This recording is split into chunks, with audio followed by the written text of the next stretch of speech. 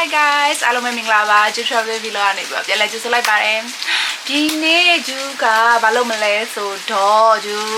ဒီအပတ်ထဲမှာခီးသွားကြရှိရပေါ့နော်လို့ဆိုတော့ဒီနေ့ကျူဘလို့ packaging လုပ်မလဲဆိုတာကိုအားလုံးနဲ့ကျူအခုကျူပြင်ဆင်နေရတယ်ပေါ့နော်အပြင်မှာမုံတိုင်းဖြစ်နေဒါပေမဲ့ဆက်လုပ်ကြအောင်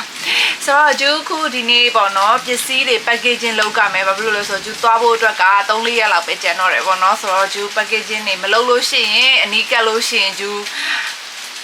ဟိုအဖြစ်ပြီးတော့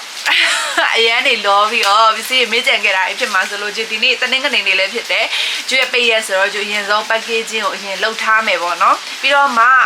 ဟိုသွားကန်နေရကြတော့မှနည်းနည်း checklist လေးနဲ့မေ့ကြအောင်လို့ပေါ့နော်အဲ့ဒါလေးလုပ်သွားမယ်လို့စိတ်ကူးထားပါတယ်အရင်ဆုံးကျူဘာလုပ်မလဲဆိုတော့အရင်ဆုံးကျူတို့ list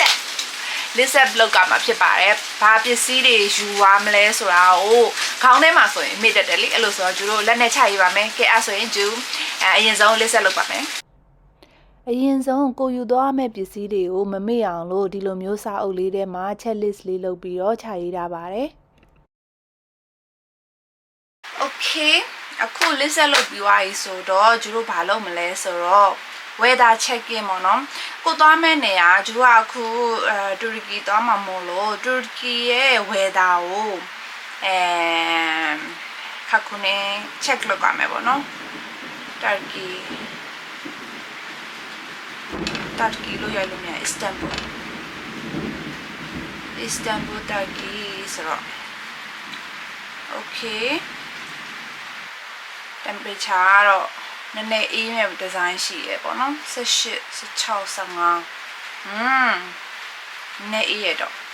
ဆိုတော့ခါကြတော့ကျူတို့နည်းနည်းနှွေးမဲ့ဝတ်စားတွေဟိုကျူအပေါ်ထက်လေးဝတ်သွားမယ်ပေါ့နော်ဆိုတော့ weather check-in အရင်ရေးကြည့်ပါတယ်အဲ့စင်မမေ့ပါနဲ့ weather check လုပ်ပါမယ်သွားလို့ရှိရင်ကျူတို့ဘာလုပ်မလဲဆိုတော့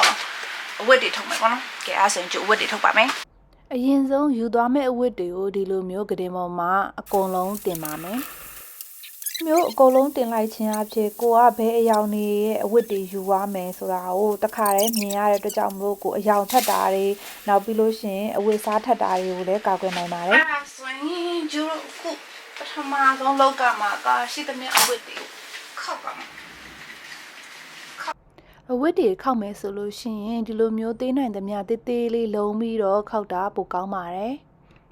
ကျူကအဝတ်တွေကိုအများကြီးယူသွားမှာဖြစ်တဲ့အတွက်ကြောင့်မလို့ဒီကျူရဲ့ luggage ထဲမှာဆက်အောင်လို့တတ်နိုင်တယ်များတေးသေးလေးစီခောက်တာပေါ့နော်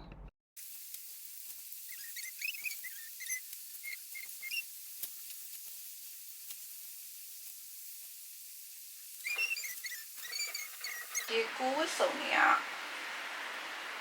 အဲ့ဒီထဲမှာထည့်ရလိုက်မယ်တူတူဒါလည်းရေကိုဝတ်စုံမယ်ဆန်လာမသိ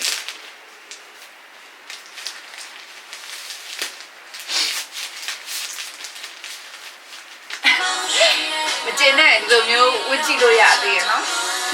ထည့်ထားတဲ့အဝတ်တွေထဲမှာဒီလိုမျိုးဝစ်ကြည့်ပြီးတော့အဆင်မပြေရင်တော့အဲ့ဒီဝတ်တွေကိုပြန်ထုတ်ပါတယ်โอเคအဲ့ဒါဆိုရင်ကျူတို့ကအခုဒီလိုမျိုးအိတ်တွေပေါ့နော်ဒီလိုမျိုးအိတ်လေးတွေနဲ့ကျူကအတွင်းခံလို့ပေါ့နော်ကျူလိုအပ်တဲ့ပစ္စည်းလေးပဝါလေးတွေတို့အုတ်ထုပ်လေးတွေတို့အဲ့ဒါကိုတက်ထည့်မယ်ပေါ့နော်ဒါဆိုလို့ရှိရင်ဒါဒီနေ့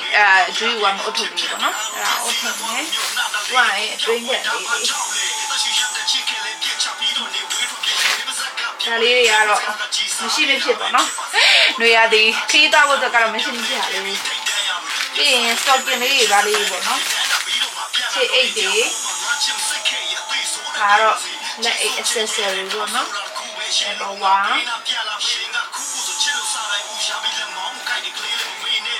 ဒါလေးတွေကတော့ mask လေး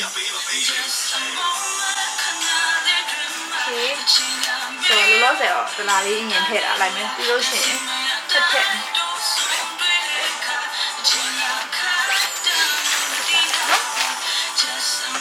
အခုဒါကတော့သူဒါထည့်တာပြီးသွားပြီဒါတွေကပါလေးလဲဆိုတော့ချစ်အိတ်လေးတွေကိုပြီးတော့ပြန်ထည့်မယ်ချစ်အိတ်လေးတွေပြီးတော့ထည့်မယ်ဒါလေးတွေကကြတော့ကျူရဲ့ဟွာပေါ့နော်ကောင်းဟွာလေးတွေကလစ်ကလေးခေါင်းကလစ်ကလေးပြီးလို့ရှိရင်ဒါ make up နဲ့ပတ်သက်တဲ့ပစ္စည်းတွေပေါ့နော်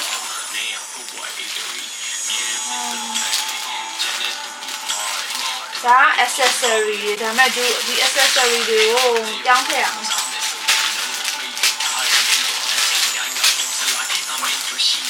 နောက် accessory လေးရှိတယ်ဒါလည်း accessory အိတ်ပဲတော့ခါကြတော့ဒီ accessory လေးတွေပါတစ်ခါအဲဒီထဲမှာထည့်ထားလိုက်မယ်ဒီမှာနောက်ထပ်ထပ်ပြီးတော့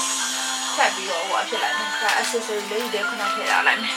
ဒါလေးက makeup ပစ္စည်းလေးထည့်မယ်ပေါ့နော်အခုလောလောဆယ်ဒါထည့်ထားတယ်ပြောလို့ရှိရင်ဒါအကျိုးရဲ့ makeup ပစ္စည်းအိတ်ပဲဒါလည်းဒါကြတော့တခြား makeup ပစ္စည်းထည့်ထားတာပေါ့နော်ဒါကြတော့ဟို skin care တို့ပါလို့ထည့်မယ်ပေါ့နော် skin care တို့ဒီလိုမျိုးတစ်ခါသုံးဟိုဟာပတ်လေးတွေတို့ဒီလေးတွေတို့ပေါ့နော်တော့တိုက်တန်တို့အဲ့မျိုးဟာလေးတွေကိုဒီမှာထည့်မယ်ပြီးဒါကတော့ makeup အိတ်ပေါ့နော်အဲ့လေးတွေကိုအိတ်လိုက်ခွဲပြီးတော့ထားရမယ်ပေါ့နော်ရတော့ယူရမယ်အုတ်ထုပ်ကလေးပေါ့နော်အုတ်ထုပ်လေးတွေ3လုံးယူရမယ်ပေါ့နော်ဆိုတော့အုတ်ထုပ်လေးတွေတိုင်းလေးထားလာလိုက်တယ်ဒါလေးလည်းယူရမယ်ဟာလေးတွေပါမယ်အိတ်ကလေးတွေပေါ့နော်အိတ်ကလေးတွေကိုဘလို့ထည့်ရမလဲမသိဘူးလောဆယ်ခဏထားလာပဲဒါလည်းယူရမယ်အိတ်ပဲပေါ့နော်လေးလုံးနောက်ပြီးတော့ကိုချီတလုံးအမဲလေးယူအောင်မယ်အဲ့ဒါလေးပေါ့နော်ဒါမဲ့ကိုချီကတငယ်ချင်းအိမ်မှာရောက်နေတငယ်ချင်းကိုခုလာပို့ကိုင်းလာအဲ့ဒါလေးတွေထည့်မယ်ပေါ့နော်ဒါထည့်မယ်ဟာလေးတွေနောက်ဒါလေးတွေကတော့ယူရမယ်ဖက်နက်ကလေးတွေပေါ့နော်ဖက်နက်လေးတွေဒါတွေကတော့အစ်စ်ဝယ်ထားတာပေါ့နော်အစ်စ်ဝယ်ထားတာဆိုတော့ဒီတိုင်းလေးပဲ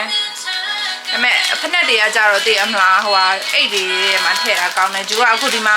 ရှင်းအိတ်လေးရှိရဆိုရှင်းအိတ်လေးထဲမှာထည့်ပြီးတော့ယူသွားပါမယ်ဒါလည်းအစ်စ်ပဲ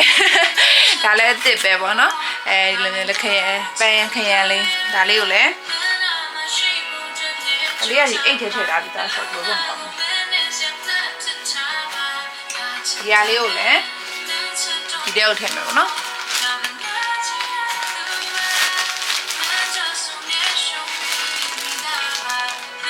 ဆိုတော့ဒါဆိုရင်ဒါလည်းရပြီအခုကင်မရာကိုဒီထဲမှာထည့်မယ်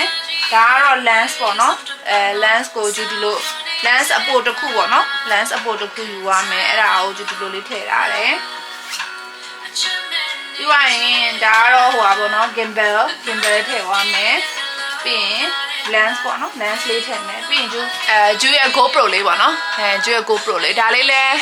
ဟိုပါပေါ့နော်တခုခု action တွေပါတယ်ရေထဲတွေပါသွားမယ်တို့နောက် action ရိုက်ဖို့အတွက်ကတော့ GoPro အမရှိမဖြစ်ပေါ့နော်အဲ့ဒါဆို GoPro လည်းထည့်ပါမယ် GoPro လေးကိုလည်း GoPro လေးထည့်ရမှာလားမရှော့ကနိုင်နေလောလောဆယ်လိုပဲထည့်လိုက်ပါမယ်โอเคဒါကတော့ကင်မရာပေါ့နော်ပြီးတော့ရင်ဒါနောက်ပြီးတော့ဒါတွေကတော့ဂျူးရဲ့ဒီအသွင်ကြိုးတွေတို့ပါတော့ဗောနော်ဒီမှာအသွင်ကြိုးတွေထည့်ထားတယ်နောက်ပြီးသွားလို့ရှိရင်ဒါကတော့ဟိုဟာကင်မရာရဲ့ remove ဟိုပါဗောနော်ကင်မရာ remove တို့နောက်ပြီးရင်ဒါကတော့ဟိုဟာ anti filter ပြီးတော့အသွင်ကြိုးတွေဗောနော်အသွင်ကြိုးတွေကင်မရာအသွင်ကြိုးတွေတို့ type C အသွင်ကြိုးတွေတို့ပြီးသွားရင်ဒါ mouse ကတော့မယူသွားတော့ mouse ကတော့ဒါဟို battery တုံးပေါ့နော် battery တုံးရယ်ပြီးရင်ဘာလို့ရှိသေးလဲဟုတ်တယ် remove တွေတို့ကင်မရာ remove တွေတို့အဲ့ဒါလေးတွေကိုဒီလိုမျိုးလေးပေါ့နော်ဒီလိုမျိုးလေးဆိုလို့ရှိရင်အသွင်ကြိုးတွေအကုန်လုံးဒီထဲမှာတစ်ခုလေးထည့်ထားလိုက်လို့ရှိရင်မမေ့တော့ဘူးပေါ့နော်မမေ့တော့ဘူးပြီးသွားလို့ရှိရင်လိုလေးစစ်ပိတ်ထားလိုက်ပေါ့နော်ဒါကဟိုရန်တက်ရတဲ့ဆိုင်မှာလဲဝယ်လို့ရပါတယ်ရန်တက်ရတဲ့ဆိုင်မှာဝယ်ပြီးလိုမျိုးလေးပေါ့နော်စစ်ပိတ်ထားလိုက်လို့ရှိရင်ဒါကကင်မရာပစ္စည်း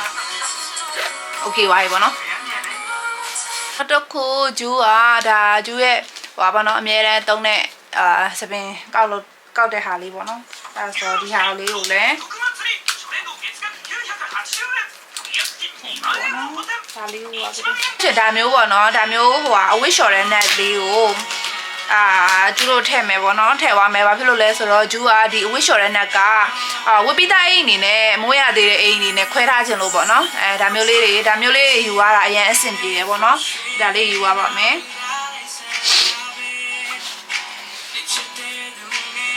ဒီမှာထည့်လိုက်မယ်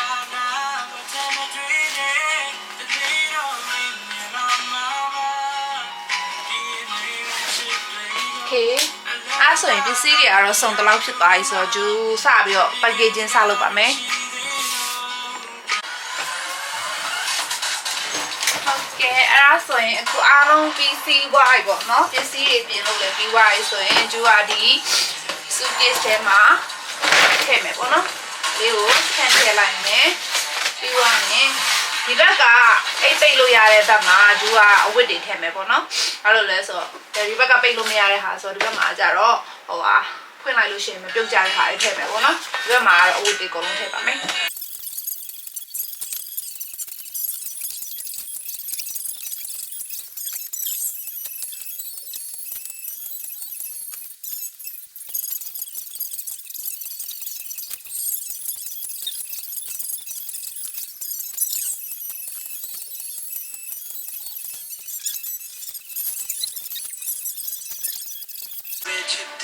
ဆို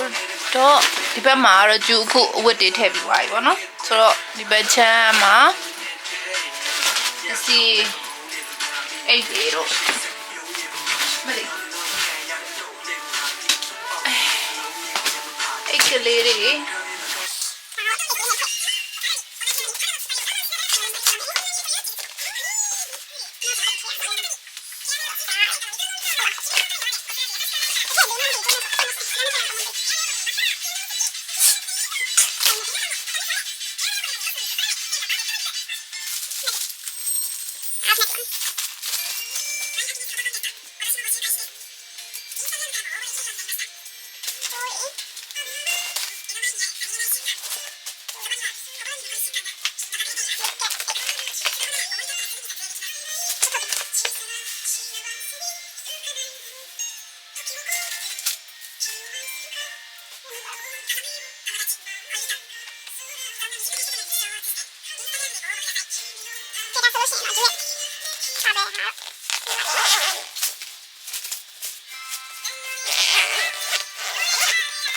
ကဲဆိုလို့ရှိရင်ဂျူရဲ့ packaging ကပြီးသွားပါပြီဒါပဲယူရတော့မယ်ကဲဆိုလို့ရှိရင်တော့ဂျူကတော့ပစ္စည်းတွေထုတ်ပြီးသွားပြီဖြစ်ပါတယ်ဆိုတော့ဂျူဂျူရဲ့ခီးစင်လေးကိုဂျူရန်ကိုပျော်ရွှင်စွာဆောင်ဆိုင်နေပါပြီကဲဆိုလို့ရှိရင်ဂျူတို့နောက်ပိုင်းမှာပြန်ဆောင်ကြမယ်ဂျူခီးသွားတာတွေကိုတင်ပေးတော့မှာဖြစ်ပါတယ်အဲကြောင့်မလို့ဂျူရဲ့ page လေးကိုမမေ့ပြီးတော့subscribe လေးလုပ်ပေးကြဖို့တောင်းဆိုချင်ပါတယ်အဲဆိုရင်နောက်အပတ်မှာပြန်ဆောင်ကြမယ် bye bye